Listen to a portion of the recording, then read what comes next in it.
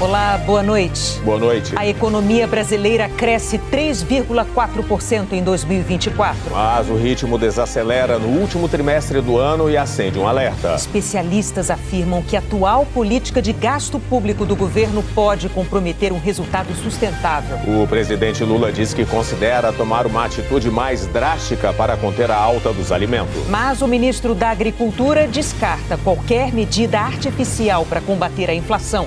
Donald Trump ameaça a Rússia com sanções econômicas. Delegações e empresas enfrentam dificuldade para conseguir hospedagem na COP30 em Belém. Jogadores do Palmeiras Sub-20 são vítimas de racismo no Paraguai. E o atacante Luigi, de 18 anos, desabafa. Até quando a gente vai passar isso? Até quando?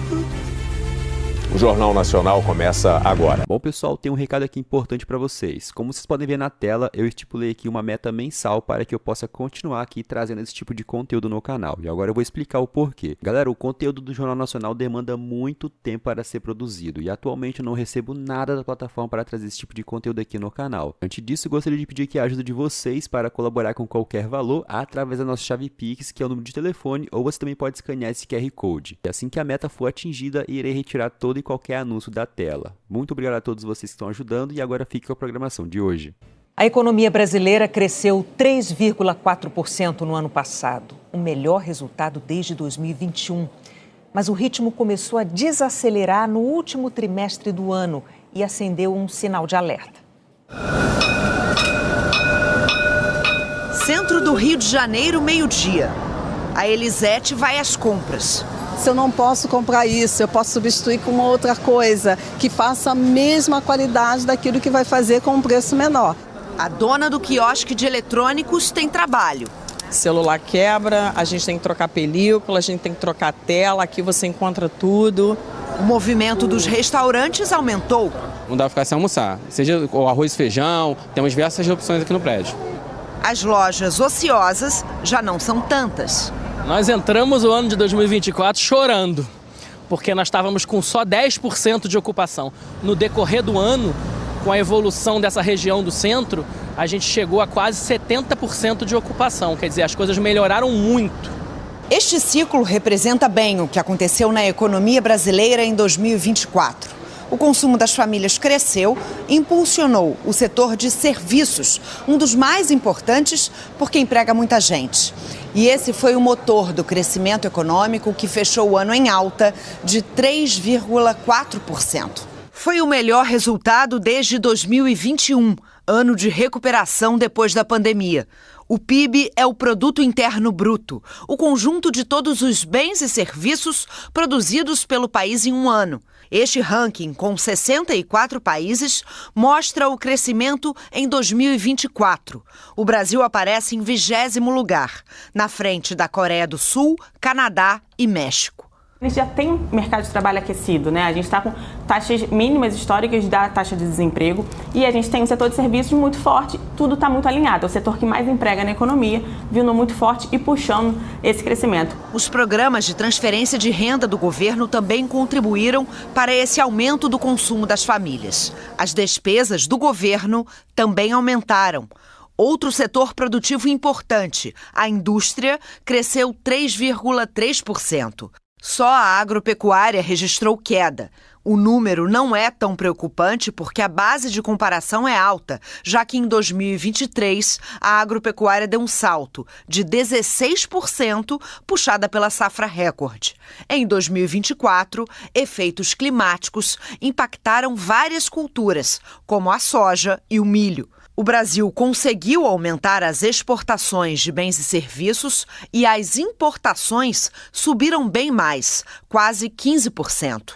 Entre os destaques das compras que vieram de fora estão produtos químicos, máquinas, aparelhos elétricos e equipamentos. E com isso, o país aumentou também os investimentos. Numa rede social, o presidente Lula comentou o resultado. Ele escreveu: PIB crescendo é mais emprego e renda na mão dos brasileiros e das brasileiras. 2025 é o ano da colheita. Economistas alertam que o crescimento econômico ainda é muito focado no consumo. A gente está crescendo muito via consumo, né? Via demanda. E a nossa capacidade produtiva não está conseguindo acompanhar. O Brasil tem muita dificuldade em ter uma taxa de investimento alta, em conseguir manter um ritmo de crescimento capaz de acompanhar esse aumento da demanda. Então isso acaba gerando uma pressão inflacionária que faz com que o Banco Central aumente os juros. Quando a gente tem esse aumento dos juros, a gente começa a ver reflexos na economia brasileira. Com o aumento da inflação, foi necessário a subida da política, né, da taxa de juros. O investimento precisa realmente, né, de uma taxa de juros mais baixa para poder crescer e, ao mesmo tempo, menor incerteza na economia, né? O Brasil hoje está sofrendo com essa incerteza sobre a política fiscal e isso vai prejudicar os investimentos também esse ano. Essa desaceleração já apareceu no quarto trimestre e foi ligeiramente maior do que a esperada. O crescimento da economia ficou concentrado nos primeiros meses do ano. No quarto trimestre, o PIB foi praticamente estável. Uma mudança de rota que liga o sinal de alerta. Segundo economistas, a atual política de gasto público pode comprometer um resultado mais sustentável da atividade econômica. Parece que o crescimento ano passado realmente foi bom do ponto de vista do investimento, mas ainda está faltando melhor eficiência na economia. E a gente só vai poder crescer de uma maneira sustentável, né, sem gerar inflação, acho que esse é o principal ponto, é com um aumento da capacidade produtiva, mas é só com o aumento da produtividade e do investimento que a gente consegue esse resultado. E não é fácil, não tem atalhos e saídas fáceis para crescimento sustentável. Especialistas afirmam que a atual política de gasto público do governo pode comprometer um resultado sustentável da economia e que a política fiscal é o maior desafio. Na fábrica de papinha de bebê, a antiga cozinha não suportou o calor da economia no ano passado. Eu tive que triplicar o meu quadro de funcionários porque a gente não estava conseguindo suprir a demanda de produção com as vendas. Foi um ano muito bom. Na indústria, investimento é ingrediente básico. Sem ele, nada cresce. A gente investiu em infraestrutura, em maquinário, em equipe. E logística, em marketing, a gente investiu geral. A gente investiu em tudo que precisava para expandir. Em 2024, 44% dos investimentos foram na construção. 38% em máquinas e equipamentos e 17% no grupo Outros, categoria em que o IBGE inclui o desenvolvimento de softwares e atividades de florestamento, por exemplo. A Confederação Nacional da Indústria reconhece que os resultados alcançados no acumulado de 2024 se devem muito a políticas voltadas para a reindustrialização e de financiamento. E pede que o governo adote medidas que contribuam para a racionalidade dos gastos públicos, bem como que haja mais rigor nas ações de todos os poderes públicos com relação a novos gastos e custos, principalmente aqueles que possam ir na contramão do controle fiscal. É que, assim como na receita do chefe, existe o ponto certo da economia. Descuidar dos gastos públicos é como esquecer a panela no fogo. A inflação acima da meta e o aumento das importações vistos em 2024 são sinais de atividade aquecida. Com a alta dos juros, a partir do fim do ano passado, o Banco Central busca o equilíbrio e vem mais água nessa fervura. O economista Sérgio Vale explica. Os melhores momentos da economia brasileira, quando a gente olha a nossa história pós-hiperinflação, né, do Plano Real para cá, foram os momentos que a política monetária e a política fiscal trabalharam em conjunto. Foram relativamente poucos momentos que a gente teve isso na economia brasileira. Em geral, o que acontecia? Muitas vezes acontecia. O Banco Central trabalhava para tentar ajustar a economia, tentar manter ela num crescimento razoável, que não gerasse inflação, e a política fiscal, o executivo do outro lado, colocando mais dinheiro na economia, aumentando o gasto público, aumentando a demanda e atrapalhando a vida do Banco Central. A gente está um pouco nessa situação nos últimos 2 anos. O Banco Central está ali fazendo o trabalho para tentar conter a inflação, mas a política fiscal não está conseguindo ajudar. Pelo contrário, ela está fazendo o papel de aumentar mais o gasto e isso está atrapalhando o trabalho do Banco Central. No último trimestre de 2024, a atividade esfriou e, com ela, o ritmo da indústria e o nível dos investimentos. Mas o que 2024 entrega é bem mais do que se esperava há um ano. Alta de 7,3% nos investimentos e 3,3% na indústria. O melhor resultado em 3 anos. Em 2025, economistas dizem que as condições de temperatura e pressão são outras, com clima propício para o agronegócio. Nós temos uma realidade diferente da política econômica nos Estados Unidos, temos tensões geopolíticas crescentes, então isso também faz com que o investimento para frente seja mais cauteloso. Mas, sem dúvida, o agro vai ser um amortecedor para que a queda não seja muito pronunciada. Os economistas ressaltam a importância do equilíbrio entre a política fiscal e a monetária. Certos sinais de que a demanda começou a correr muito além da capacidade de oferta da economia, a inflação subiu, o déficit externo aumentou por conta do aumento das importações. Isso são sinais de que talvez seja a hora de dar uma pisada no freio e dar uma reacomodação, né? Um novo equilíbrio entre oferta e demanda da economia para que a inflação volte a cair, volte a se estabilizar e a gente entre mais equilibrado lá em 2026. Então a gente precisa tirar a lenha dessa fogueira para ajudar a desacelerar a economia. O Banco Central está fazendo isso, está colocando água nessa fogueira, que é a taxa de juros. Só que o governo do outro lado está colocando mais lenha, porque se a gente não desacelera agora, vai ser pior lá na frente. Era melhor que o governo tentasse fazer esse ajuste nesse momento para conseguir chegar em 2026 em melhores condições. A hora que você tenta acelerar, no momento que a inflação está elevada, você pressiona o Banco Central para subir mais juros ainda e aí você pode prejudicar, não é só o crescimento desse ano, é o crescimento também de 2026. Nesta sexta-feira, o principal índice da Bolsa de Valores brasileira fechou em alta de 1,36%. O dólar comercial subiu para R$ 5,78. Os investidores reagiram ao resultado do PIB, à valorização do petróleo e ao relatório de emprego nos Estados Unidos, que mostrou um enfraquecimento do mercado de trabalho. Esse dado aumenta a expectativa de juros menores por lá. O presidente Lula disse hoje que pode tomar uma atitude mais drástica se a decisão de zerar as tarifas de importação de 9 alimentos não segurar a alta dos preços. Minutos depois, o ministro da Agricultura, Carlos Fávaro, descartou a possibilidade de o governo adotar medidas artificiais no setor agrícola. A redução das tarifas de importação deve ser discutida na semana que vem pela Câmara de Comércio Exterior, vinculada ao Ministério do Desenvolvimento, Indústria e Comércio. Carne, café, açúcar, milho, azeite de oliva, óleo de girassol, sardinha, biscoitos e massas passam a ter tarifa zero. O governo ainda não informou quanto vai deixar de arrecadar.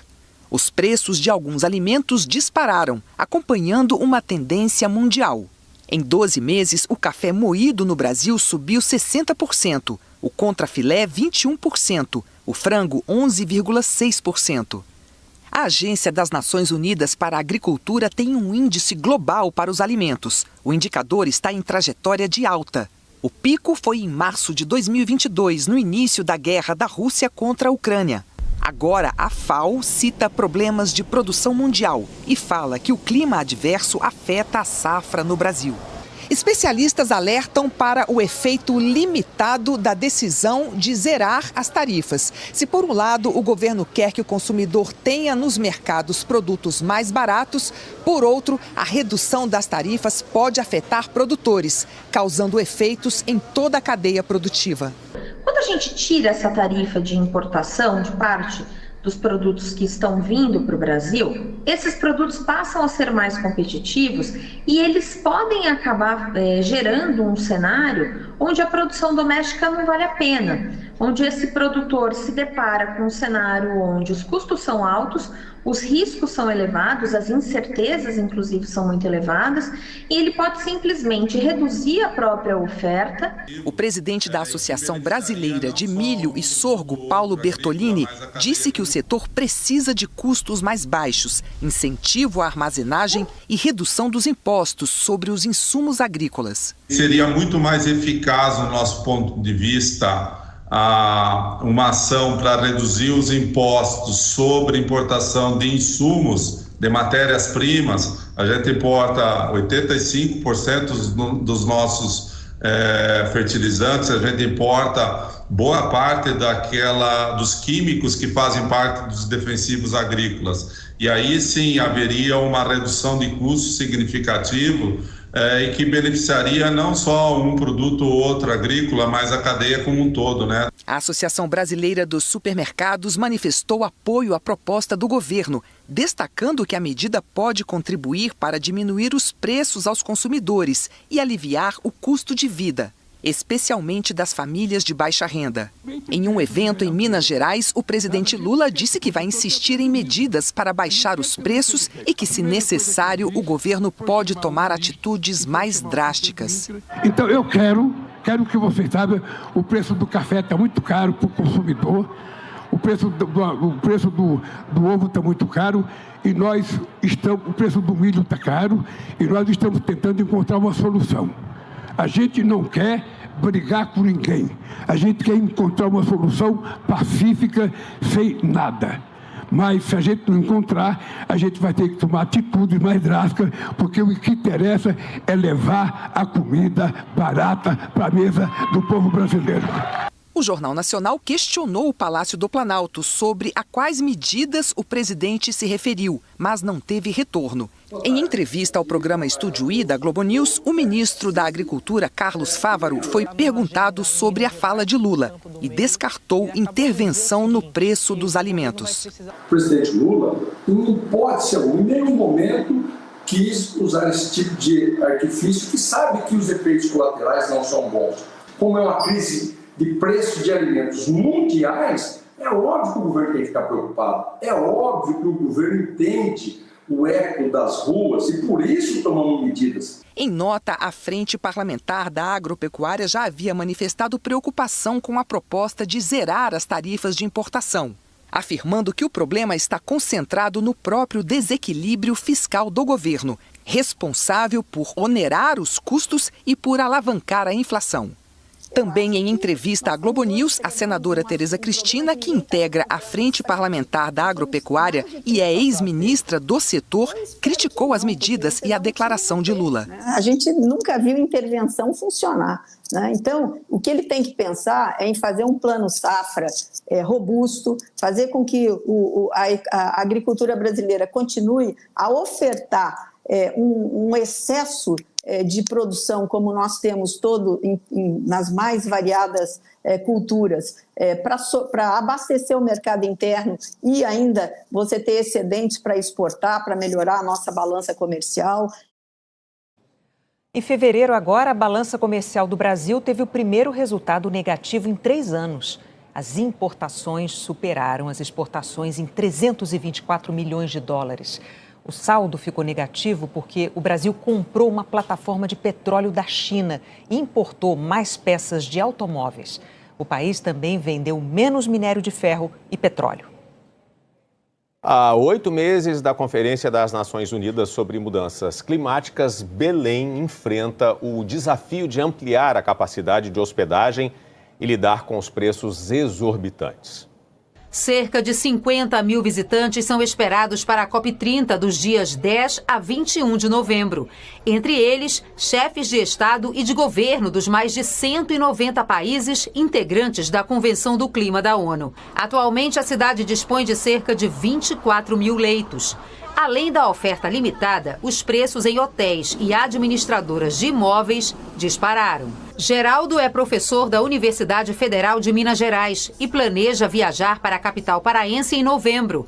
Mas os custos com hospedagem não estão cabendo no orçamento. Eu vi coisas absurdas. Para os 11 dias, pelo menos de 2 milhões. É impossível de participar de um evento com essas tarifas tão altas como elas se encontram. Em Belém, agências de viagens estão sendo procuradas por empresas multinacionais em busca de acomodações, mas a dificuldade para encontrar vagas é grande. Nos hotéis, há listas de espera que chegam a 1.000 leitos. Além disso, os valores das diárias assustam e afastam muitos interessados. Alex Silva, presidente da ABAV no Pará, intermediou a negociação com uma empresa que acabou desistindo de enviar um grupo de 20 pessoas para a COP. Inicialmente, para esse montante, era um contrato de 25 milhões. acharam, obviamente, muito caro e foram diminuindo, tentando negociar, e chegou-se a um total de 8 apartamentos. 1,5 milhão. Para nós, agências, é muito importante que os preços sejam mais plausíveis com o evento, com a quantidade de pessoas que a gente quer receber. Segundo o governo federal, uma plataforma oficial será lançada no fim deste mês para ajudar na busca por acomodações e monitorar os preços. Essa plataforma oficial vai dar segurança tanto para quem procura um espaço para poder se acomodar, para poder ficar alojado, quanto para quem disponibiliza os seus imóveis, as suas propriedades. O que nós queremos é sensibilizar toda essa rede para que eles compreendam a importância de receber bem essas delegações, que eles se sintam confortáveis, se sintam de uma forma justa, pagando o que é justo, num leito, numa acomodação justa. O governo do Pará também está investindo em alternativas. Está adaptando 17 escolas públicas para receber 5.000 pessoas. O prédio da Receita Federal será transformado em um hotel 5 estrelas e navios de cruzeiro serão usados como hospedagem temporária. A presidente da Associação Comercial do Pará disse que acompanha com preocupação os custos para a COP, muito maiores que os orçamentos de conferências anteriores. Nós estamos tentando mostrar, quer seja aos proprietários, quer seja aos corretores de imóvel, às imobiliárias, que a gente precisa chegar a bom termo. A gente está tentando ordenar e até buscar experiências que aconteceram em outras cidades que tiveram a conferência, para a gente tentar precificar. A gente precisa trabalhar dentro da razoabilidade para que a gente não comprometa o evento COP.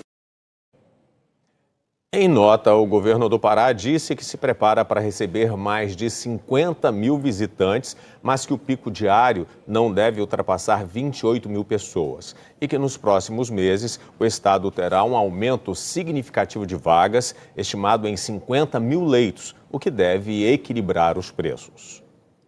A seguir, a saúde do Papa. E a mudança de tom de Donald Trump em relação a Vladimir Putin.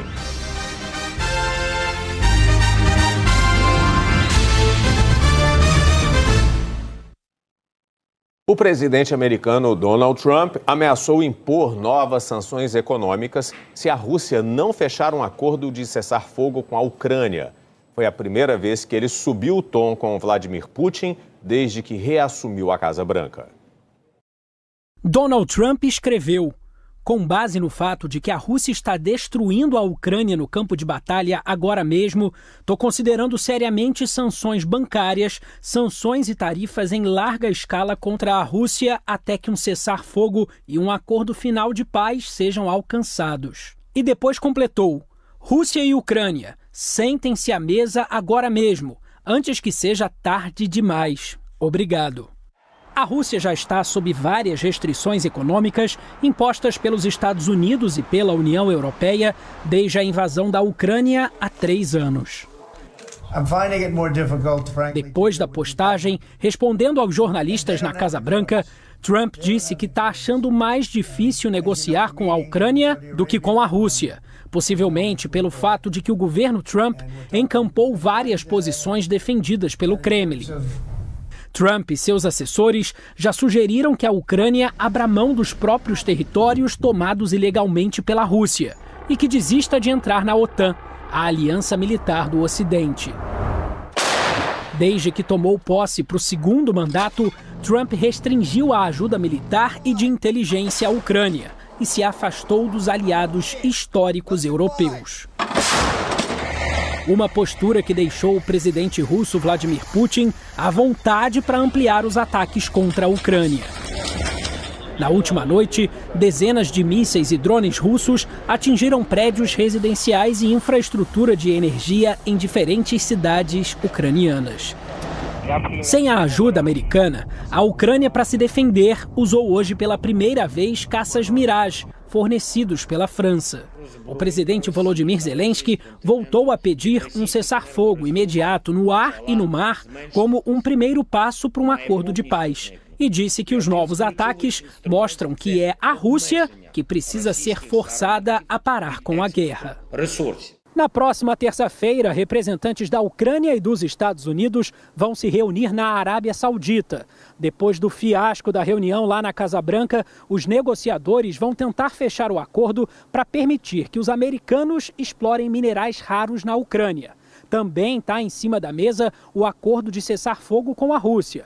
Na quarta, os ministros da defesa das maiores potências militares aqui da Europa vão se reunir em Paris para discutir a segurança do continente nessa nova ordem mundial. 800 billion euros. Ontem, líderes europeus deram sinal verde para um plano que prevê liberar 800 bilhões de euros para a defesa.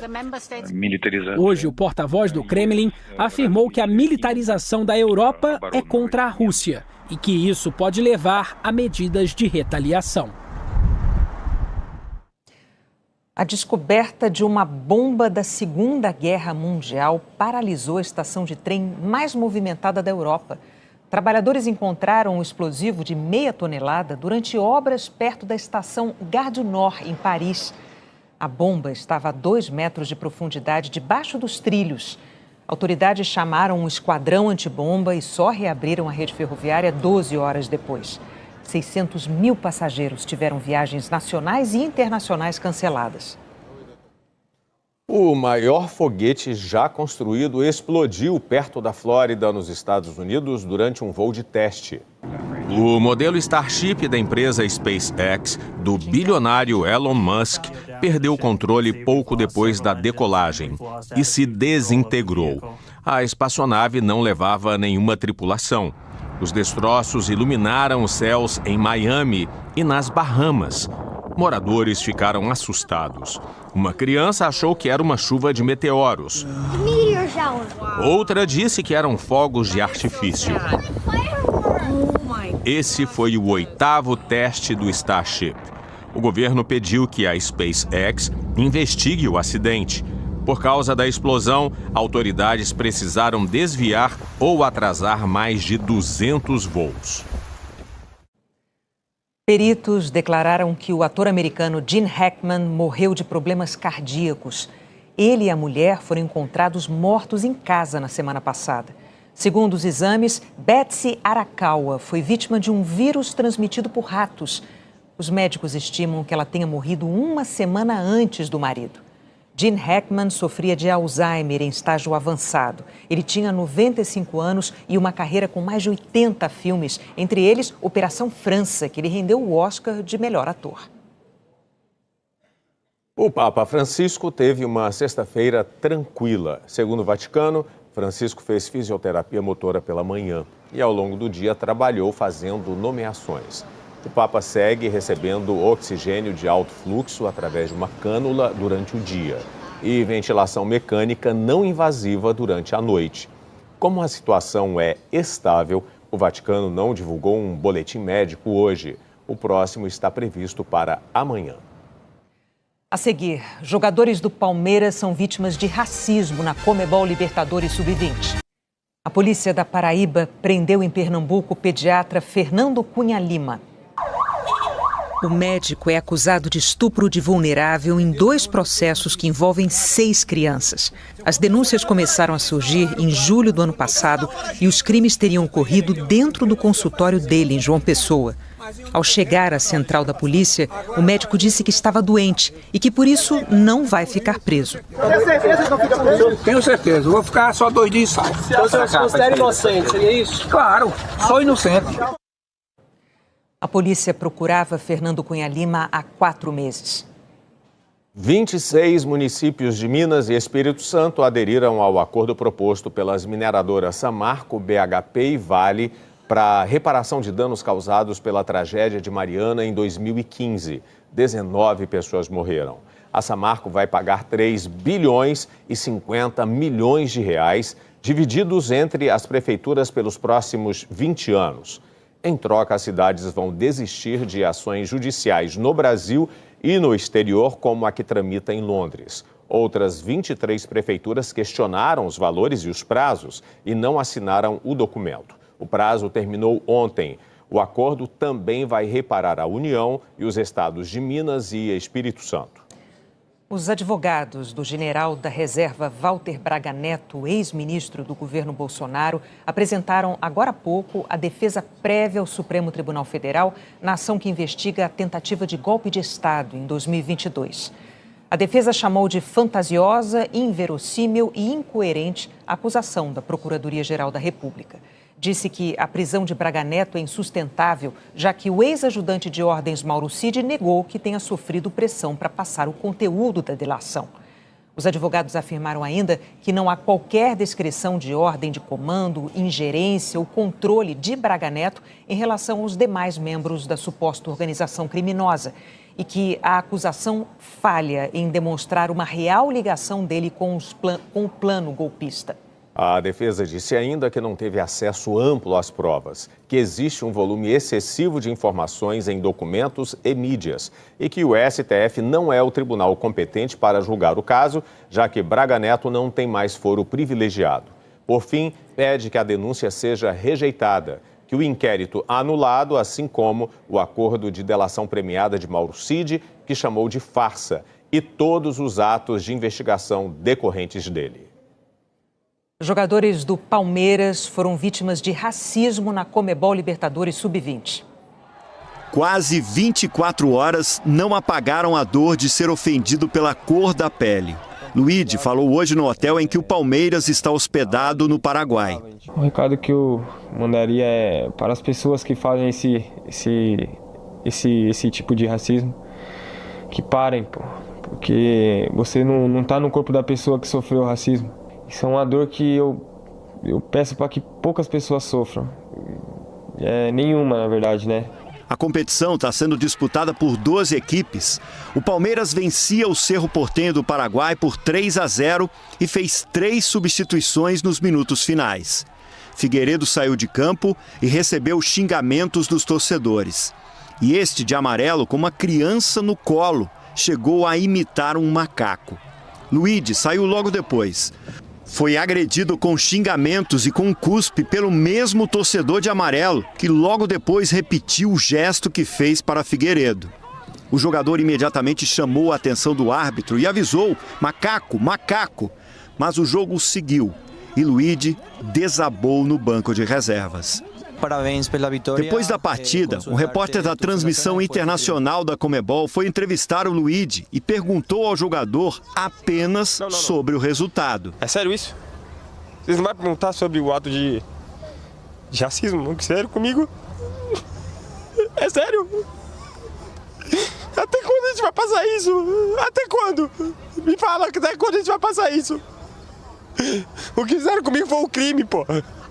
Você não vai perguntar isso? Você vai perguntar sobre o jogo mesmo? A Conmebol vai fazer o que sobre isso? A Conmebol vai fazer o que sobre isso? CBF, sei lá. Você não vai perguntar sobre isso? Não ia, né? Você não ia perguntar sobre isso. Mas o que fizeram foi um crime comigo, pô. A gente é formação. Aqui é formação, pô. A gente tá aprendendo aqui. Luigi tem 18 anos e já disputou 11 partidas pelo time principal. Leila Pereira, presidente do Palmeiras, disse que vai cobrar uma atitude da Conmebol e descartou retirar o clube da competição. Nós vamos requisitar a exclusão do Cerro Porteño da competição. E outra coisa que me cobram também, para os nossos atletas, é se retirarem da competição. Não, eu sou totalmente contra. Aí vocês estariam punindo a vítima. No documento que enviou à Conmebol, o Palmeiras formaliza a denúncia de infração disciplinar pelos atos de racismo cometidos pelos torcedores. Edinaldo Rodrigues, presidente da Confederação Brasileira de Futebol, confirmou que a entidade reforçou à Conmebol o pedido de exclusão do Cerro Porteño. O que a gente espera é rigor da Conmebol e da FIFA na punição. Basta de racismo e basta de multas que não levam a nada. O presidente da FIFA, Gianni Infantino, disse estar profundamente indignado com o abuso racista e que o futebol deve ser um espaço de respeito, inclusão e união, e tudo começa com os jovens e a base. Todos os times brasileiros da Série A se posicionaram a favor do palmeirense, entre eles os rivais Corinthians, Santos e São Paulo. Vinícius Júnior, melhor jogador do mundo pela FIFA, ligou para Luigi. Nas redes sociais, Vini cobrou. Até quando, Conmebol? Vocês nunca fazem nada. Em nota, a Conmebol diz rejeitar todo ato de racismo e que medidas disciplinares apropriadas serão implementadas, mas não deixa claro quais seriam. Em uma rede social, o presidente Lula escreveu: racismo significa o fracasso da humanidade. Basta de ódio disfarçado de rivalidade. O que ocorreu com o jogador palmeirense faz parte de uma estatística mundial que, infelizmente, vem crescendo. Há 10 anos, o Observatório da Discriminação Racial do Futebol monitora casos de racismo. São quase 700 denúncias. Este ano, em menos de 3 meses, 12 episódios já foram registrados. O movimento que o Luigi fez ontem, ele é um movimento que nos mostra que os atletas brasileiros estão percebendo a gravidade do racismo e não estão mais silenciando. E a partir disso, a gente vai ver uma reação em cadeia, né? Até quando vai existir pessoas assim? E até quando o futebol vai admitir isso? A chuva forte deixou 6 mortos na cidade de Bahía Blanca, na Argentina. A cidade, na província de Buenos Aires, recebeu 300 milímetros de chuva em apenas 5 horas. Ruas foram cobertas pela água. Cerca de 300 pessoas foram retiradas das casas alagadas. Vamos ver como fica o tempo em todo o país nesse fim de semana. Oi, Eliana, boa noite para você. Oi, Renata, boa noite para você, para o Elter e boa noite para você. A onda de calor termina neste fim de semana, mas amanhã as temperaturas ainda sobem bastante. Máxima de 37 graus em Porto Alegre. Em Goiânia, 34, em Campo Grande e no Rio de Janeiro, 33. Em Vitória, São Paulo e Florianópolis, 32. A mesma temperatura de Salvador, capital que deve esquentar mais entre o Nordeste e o Norte. Em Boa Vista e Rio Branco, 31. Em Macapá, Palmas e São Luís, 29 e 28 graus. Estas 3 devem ser as capitais menos quentes. A explicação está no excesso de nuvens. São Luís completou 10 dias seguidos com chuva e neste sábado são esperados mais 30 milímetros. Mesmo volume de Teresina e Belém, quantidade considerável, segundo os meteorologistas. Em Manaus, Porto Velho, Cuiabá e Fortaleza estão previstos 20 milímetros de chuva, em Natal e João Pessoa, 15. Todas estão na área de chuva forte, que inclui também estes locais, do litoral da Paraíba ao nordeste do Pará, do norte do Amazonas ao oeste de Mato Grosso e a fronteira com o Uruguai. Mas para o norte do Brasil, chuva com raios e ventos. No sul, pode ter granizo também. Enquanto nesta faixa, o problema é outro. A umidade do ar muito baixa do norte do Paraná ao oeste da Bahia. O jeito mais simples de compensar o ar seco é bebendo muita água. O sol predomina também em grande parte de Goiás, incluindo Brasília e Goiânia, na maior parte de Minas Gerais, inclusive em Belo Horizonte, tempo firme ainda no interior paulista, no leste de Mato Grosso do Sul e em grande parte do sul do país. Curitiba também deve ter sol o dia todo. Agora eu chamo a sua atenção para a virada no tempo que está sendo aguardada a partir de domingo. É quando uma frente fria consegue avançar pelos estados do sul. Ela chega ao sudeste na segunda-feira. Atrás dela vem um sistema de alta pressão, trazendo um ar mais frio. Em Porto Alegre, queda de 10 graus entre as tardes de sábado e domingo. E no domingo, previsão de temporal. Em Quaraí também, na região da Campanha Gaúcha. E por lá, esfria mais. Na segunda-feira, pode amanhecer com 11 graus. Renata e Elter. Obrigado, Eliana. Boa noite. Bom fim de semana. Depois do Globo Repórter, tem Jornal da Globo. Boa noite. Boa noite e ótimo fim de semana para você.